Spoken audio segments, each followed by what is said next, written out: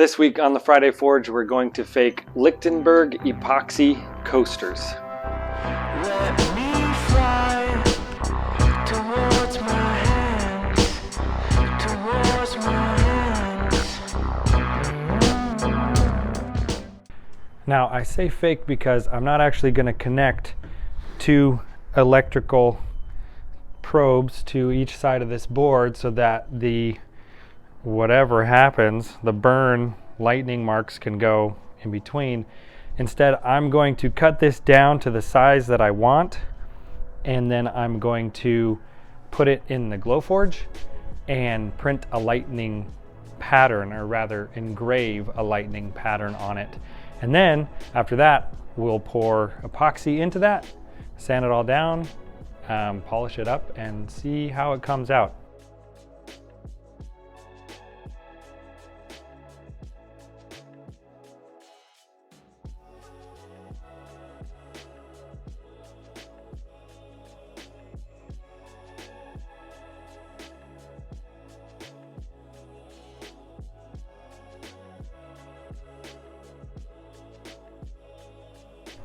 You may have noticed that I was attaching this to the side. I taped it on to the side.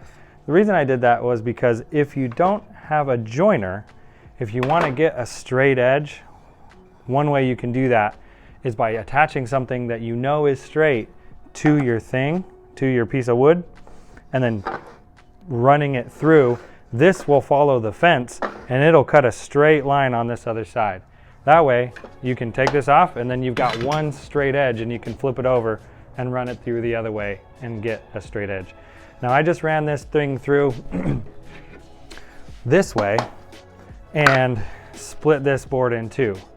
And ideally, if I had a bandsaw, I would use a bandsaw to do that. Much safer and much easier to do it that way. But I don't have a bandsaw, so this will have to do for now. Because I did that, there's variance in the wood. The wood's not completely straight. I don't have a joiner or a planer to make one side flat, so we're just gonna have to eyeball it with a sander and get it as flat as we can before we throw it into the Glowforge.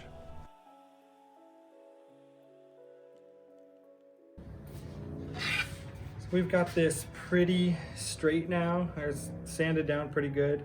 It's good enough for what we're doing. Basically, I'm going to have the Glowforge etch the lightning design in here, and then once we have that done, we do the epoxy, let it cure, whatever, sand it all down. We'll chop it down into 4x4 squares. We'll have 4 of them, and even if it's slightly crooked, this 4-inch chunk will be pretty straight by itself. So I'm not too worried about it. On top of that, we're planning on putting little tiny feet on each of them, so that will help to stabilize it, keep it level.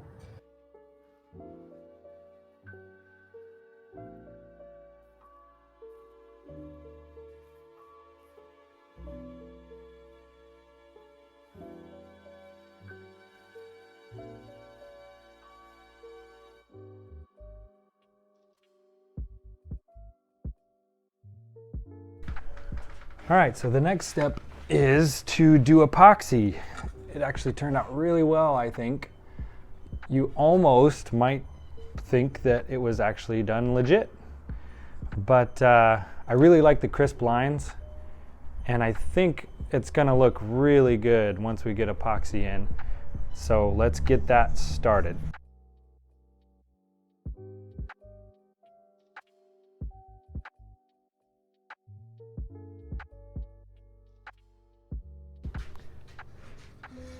Just finished with the epoxy, and I don't know how well you can see it, but it looks pretty good. Very time consuming. First I started with the popsicle stick, just dabbing it in, dipping it in the epoxy and dabbing it in. And then I decided I was taking too long, so I tried using the brush, dipping the brush in and putting it in. But the brush holds a lot in its bristles and doesn't deposit it where I need it to very well. So I went back to the popsicle stick and just kind of putting it everywhere. And I'm I think that it'll work out pretty good when it comes time to sand it all. Next time, I don't know if this will work well, but I might just like kind of pour it where it needs to go and then kind of scrape it into the crevices and stuff. And then it'll get a lot more on the top surface, but we're going to be sanding this anyway. So I'm hoping will all be the same, but I don't know. We'll see how this turns out. That definitely took a lot longer than I thought it would. So that's one way that might speed it up next time if we want to do that. But now we just got to wait 24 hours and then we can sand this and see what it looks like.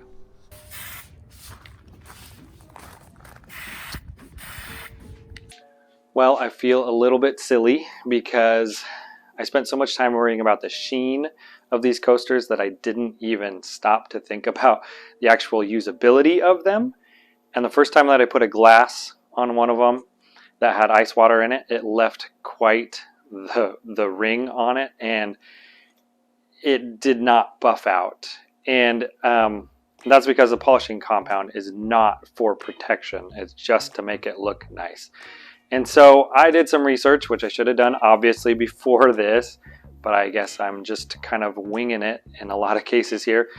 But found out that probably the easiest, quickest solution would be to use polyurethane.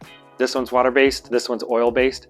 What's great about the water-based is that it dries quickly and it's a really clear finish. It's not going to tint your piece much at all, whereas the oil-based, it takes longer to dry, and there is a little bit of a tint to it, especially the more coats you put on it. It'll tint it even more. But it's much more durable than the water-based. From what I was reading, you can even put hot things on a coaster that is finished with the oil-based. Not so much the case with the water-based, but it does stand up to moisture just fine. So I chose to do the water-based because I didn't want to mess up the color that I already had on my coasters. And I really super duper like the way that it turned out. It put a really nice even sheen on it. I did 3 coats, and I sanded before the last coat, and it just put a nice, I don't know, it's just really smooth, super glossy.